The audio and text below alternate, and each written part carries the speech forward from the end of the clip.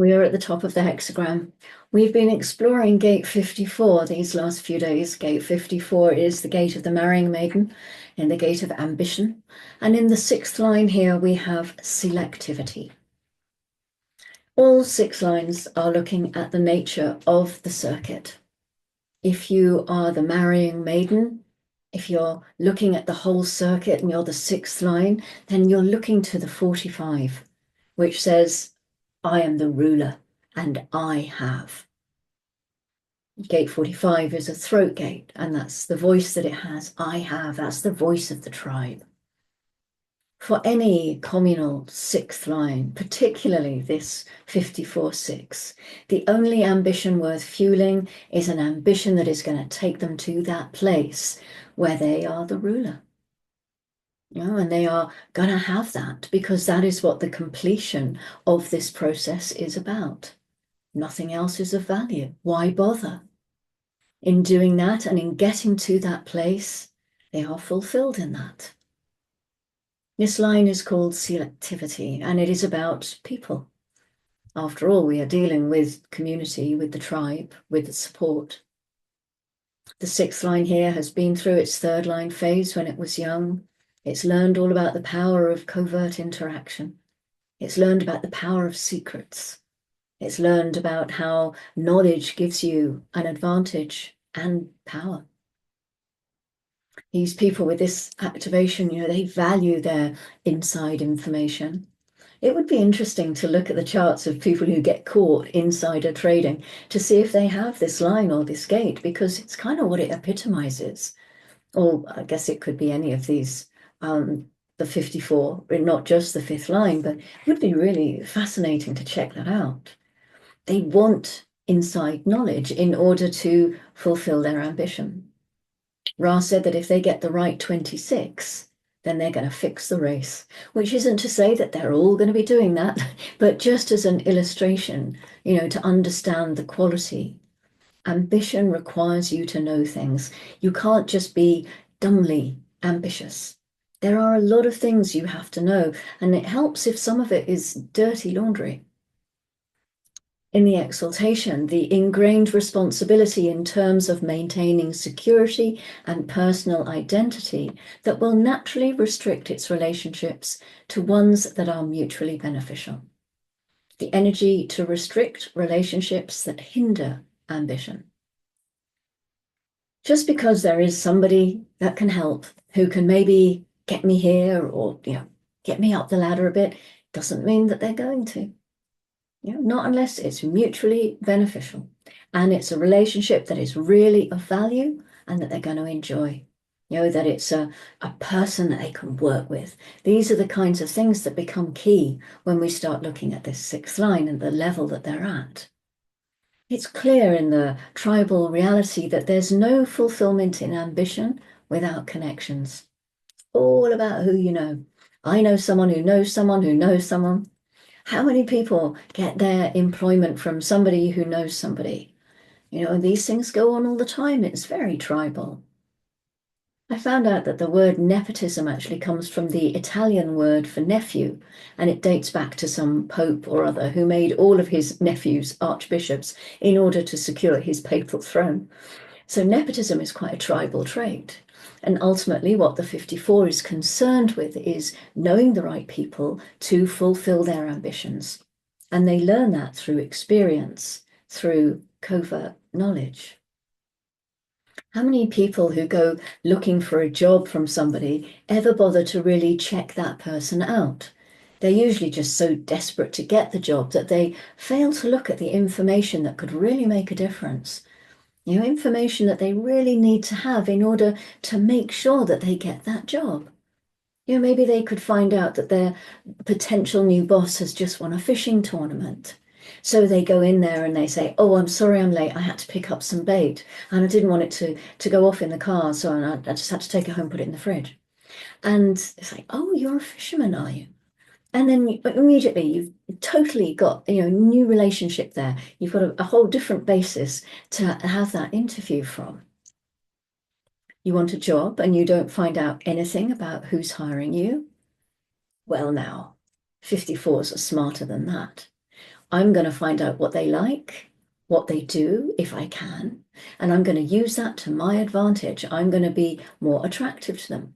I'm going to get access that way to where I want to go in this process. Selectivity. It's a responsibility. The other 63 gates don't really like ambition. But of course, it's an absolutely essential part of our process. And the 54 is a great judge of people for their own benefit, after all. But remember that what the tribe does, when the tribe makes money, everybody in the tribe benefits. It's not like the collective trickle down. This tribal trickle down is much bigger. Everybody gets a piece of it. In the detriment, a generally benefic and expensive nature that assumes that it can instill what is otherwise missing in its partners, a waste of energy, the waste of energy in maintaining relationships which hinder ambition. Let's say that you have a politician who is running for political office and you have someone with this exaltation. As long as the person is someone they can work with, as long as it's mutually beneficial, then they will get involved. They will support that person. But only if they know that that person, when they get elected, they're going to give them some kind of cushy government job that will pay them a lot of money and get them lots of kudos, huge recognition, all that kind of stuff, whatever is important on the material plane.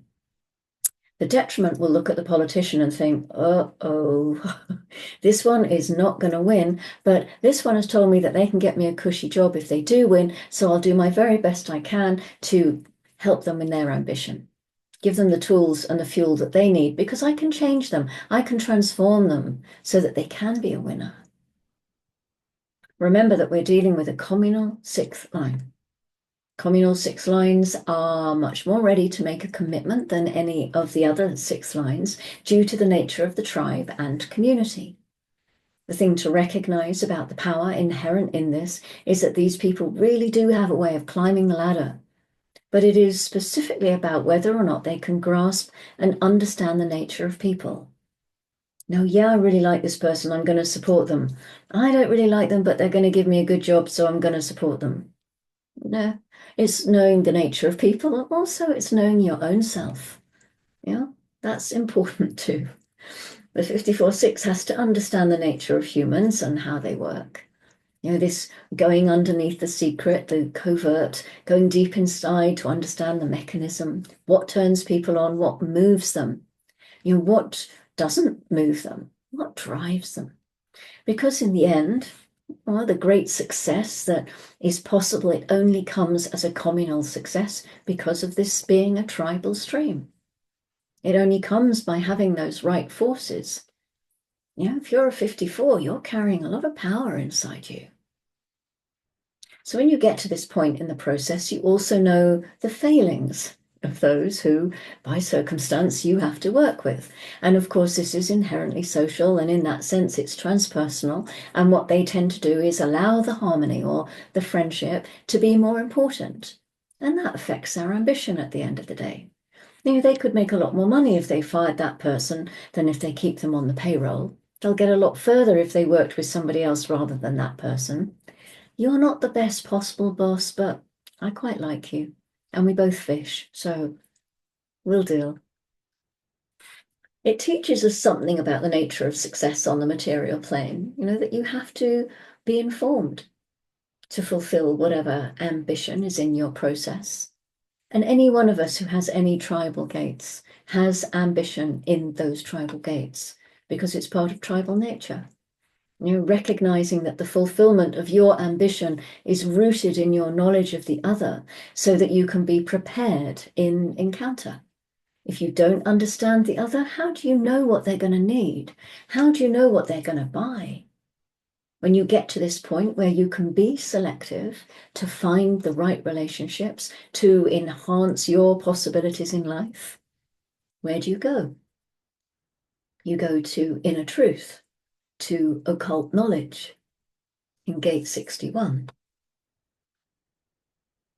So the grounding is coming from gate 53 in the sixth line, which is called phasing. The exaltation here says the successful utilization of the completion of the stage in development that by its very evident success and value can be used as an example to attract support for the next stage. Or not, of course. This is just the exaltation I'm giving you. But the language is interesting. It's looking to attract support, and it's grounding the tribal 54, which is all about support. And yet we often find the 6th line doesn't behave like its hexagram at all. You know, the 54-6 isn't looking for the same kind of support. It wants to be the ruler. It wants to maintain its personal identity and not get completely lost in the tribal persona. There's lots of interesting little things to pick apart in this one. So the moon has been in gate 23 since 6:13 this morning, the gate of assimilation in the throat center with the voice, I know. It moves next into gate 8, the gate of contribution.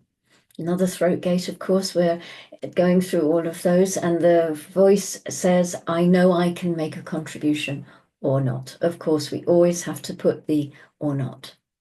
This is a gate whose contribution can empower others to display their own uniqueness, their own individuality. Not that it is trying to do that. That would just be a byproduct of its process. Individuality does its own thing, and it can truly empower others to break out of their own ruts and do something different too. And the moon moves next into gate 20, the gate of contemplation, the gate of the now. And it meets Mercury, who is currently in gate 10. So we have the integration channel of awakening, a design of commitment to higher principles. What this channel really wants to express is itself. This is the most important thing, and no cost is too high in order to make that happen. This is a channel that can empower others without the need to know why, but just by being and loving themselves. And of course, the polarity. This channel of awakening is also the channel of being asleep. We have it all. So that is the end of gate 54. We have reached the top there and the end of the 6th line. So tomorrow we move into gate 61. We come out of the root center for a little while and we go up into the head center, but it's still pressure. You know, we are still at that time of year where pressure is all around us. So we are still not making New Year's resolutions. We've got a little while to go yet before we look at doing that. But Inner Truth and Mystery is coming up next. So thank you for joining me for this ambitious journey through gate 54. I look forward to seeing you tomorrow and looking at the 61. Until then, as always, love yourself and go gently. I'll see you. Bye-bye.